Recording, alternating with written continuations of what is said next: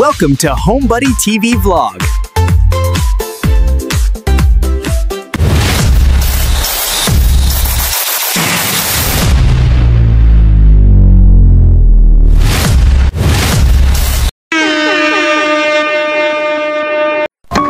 Hello guys, ngayong araw pala pupunta kami ng Roa City kasi pupunta kami doon sa bahay ng tito ko kasi mayroong parang lunch, no?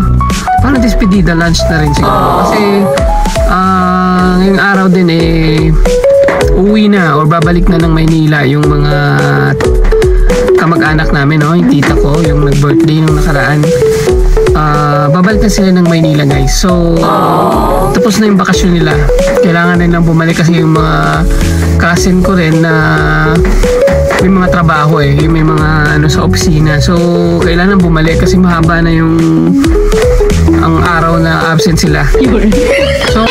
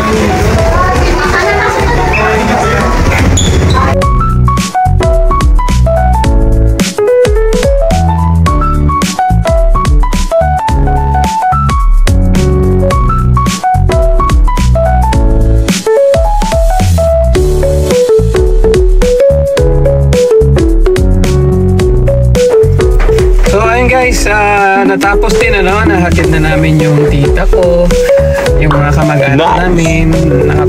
Nakaano na rin kami doon kanina sa Roas, no? So nandito na kami sa bahay, guys. Nakauwi na kami ng Sapian, guys.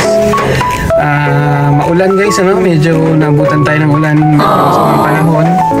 Pero buti na lang din at tuloy pa rin yung flight ng Cebu Pacific, ano? So masaya, guys, masaya yung mga magkakamag-anak na nagkaanuan. May konting lungkot syempre nung time na naalis na sila, pero normal naman yan, guys, ano? So hopefully magkikita-kita lang kami darating na mga araw, no? Sana sooner, pero di natin alam kasi nga may mga may mga kanya-kanya din busy sa mga buhay-buhay, no? So yun na, guys, salamat sa panunood as always po. Thank you, bye-bye.